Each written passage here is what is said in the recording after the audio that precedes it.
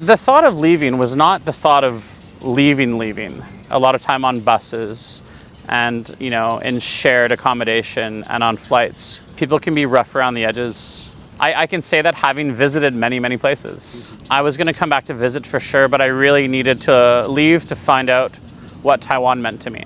And I thought about it constantly. Well, they say the distance makes the heart grow fonder.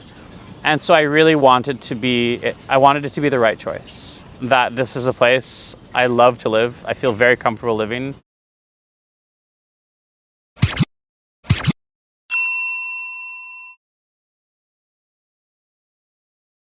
My name's Christopher Ascroft. I come from Canada, Montreal, Canada, and I'm a teacher here. How long have you been in Taiwan? So I spent 3 years here, and then I left for a year, and I just got back like a week ago. When coming here, is that the initial plan to stay here 3 years? No, so I moved here during COVID, end of summer 2020, and it was not the plan to come here, but I'm very, very glad I did. The plan was actually to teach in Saudi Arabia, and I'd signed a contract to move to Saudi Arabia, and because of COVID, that kind of fell through, and so I found a great job in Taiwan and haven't really looked back since. Probably the best thing that happened to me. Yeah, the job falling through in Saudi Arabia kind of gave me an excuse to come back to Taiwan because I'd always wanted to come here to live, to spend an extended period of time.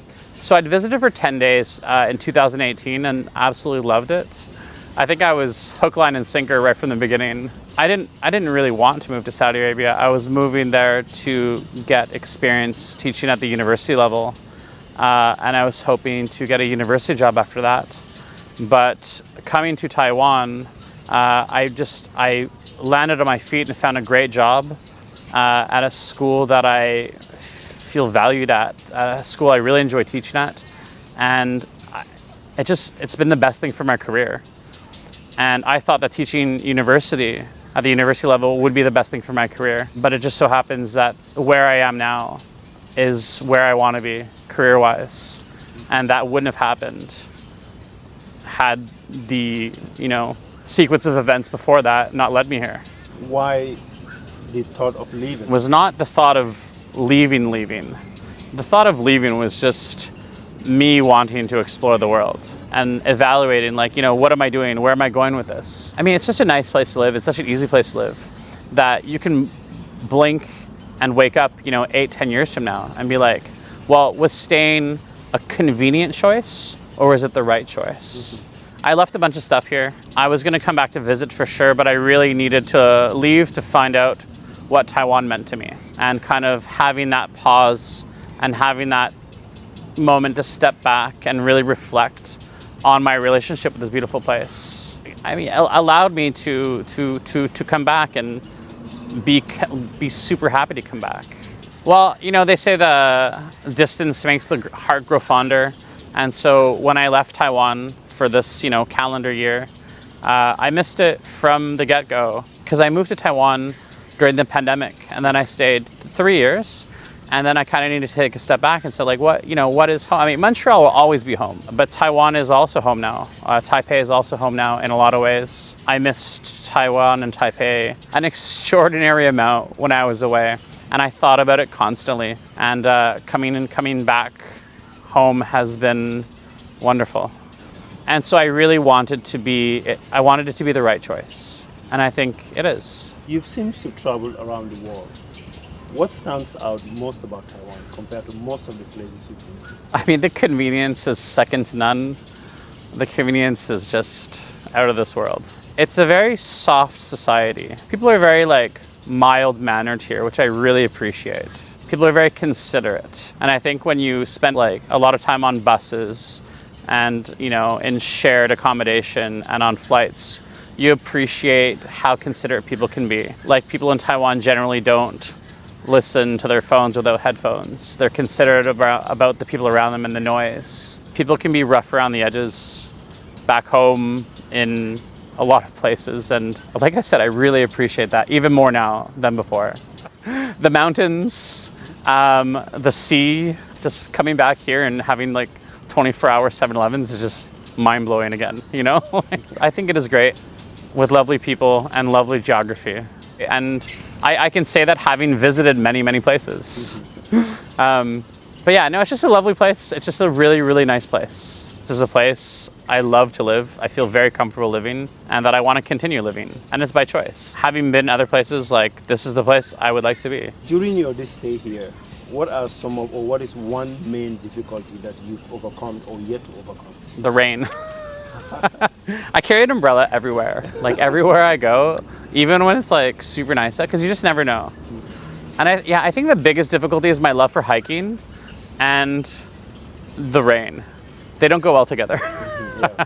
When you hike here, a lot of the Jane Mountain, Snow Mountain, you need to reserve like quite far in advance. And so like the dates that you're going are approaching, and then you look at the weather, you're like, like when I hiked to Jiaminghu Lake, wow, the weather was zero visibility. Like we had to like walk down to the lake to see the lake. Like I had my feet in the lake and I could barely see my feet. Wow. And it was going through raining all the that. whole time, and it was freezing rain, and it was just miserable weather. But that's why it's so lush though, you know? That's why the trees are so green, and that's why there's so many different shades of green. If you are to introduce any Canadian culture to Taiwanese, what part of Canadian culture would you introduce? Canadian culture is something that I struggle to define. And that's one of the reasons I've always been drawn to places like Taiwan.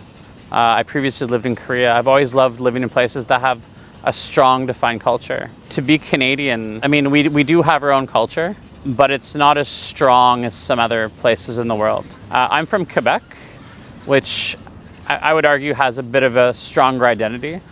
And one thing I love about Quebec is La Cabane à Sucre, or the Sugar Shack, where we celebrate the harvest at the end of the year. We celebrate the maple syrup harvest, and so you go to a farm with all your friends, and you sit at a huge table, and they bring out tons and tons of food, and you put maple syrup on everything, and then you move the tables, and you dance, and there's a band playing, and it's super fun. And then you take rides on the horse around the farm. Yeah, it's really cool. That's fun. What part of Taiwanese culture do you find most fascinating? So many parts. I love the culture. I think it's fascinating, and that's what I think. Like, I love how strong the culture is. I love that there's a ghost month. I love that there's superstitions. I love the folklore. I love the urban legends. Like we don't have that in Canada, and that's one thing that I miss about Canadian culture. Is we do have our own culture, but it's not a strong culture. It's not steeped in much, to be honest. There are lots of cultural aspects that are unifying here, which I find amazing. There's certain foods you eat when it's certain weather. There's certain foods you eat when it's raining, right? I love that. I think that's so interesting. Like you're not supposed to go swimming during Ghost Month. I just find that the people burning the money. I think that's fascinating. I love it. I love it. How is it like living in Taiwan in general as a foreigner? I mean, Taiwan, I think often ranks as one of the easiest places to live as an expat in the world, and for good reason. You look at these internations lists of places that are more welcoming to digital nomads and expats or in general, and Taiwan is always near the top of that list. I've lived in Korea before. I've never lived in Japan, but I think Taiwan's better for that. I think Taiwanese people are a lot more outward looking towards the world, less insular than some other places.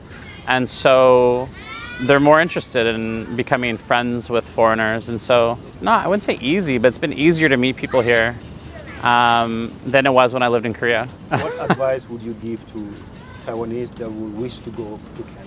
I think Canada has a great international reputation, and Canada is a wonderful country. Canada is going through some difficulties right now that maybe people don't know about, but inflation is ridiculously high right now. The housing market has to be one of the most cantankerous in the world. Yeah, wages in Canada can't keep up with the rise in the price of real estate and in commodities. It's a difficult place to live, and when you go to Canada, there's not a lot of vacation time either. I think you're better off going to places in Europe where you get 3, 4, 5, 6 weeks vacation. I think Canada is mostly just 2 weeks vacation. Do you have any advice for anyone who wishes to come to Taiwan? Come, it's a lovely place. Bring a raincoat. No, but come. It's lovely. It's great. It's a really comfortable place to live. On the weekends, you can go to the mountains or the beach. It's fantastic. It's got lots going for it, and I would advise anybody that wants to come, they should come. Do you have anything else to tell Taiwanese people? Jayo. All right, thank you very much for giving us this time to share your wisdom, Sure. and hope you continue to enjoy your stay in Taiwan. Thank you so much. Appreciate it. Thank you. Yeah.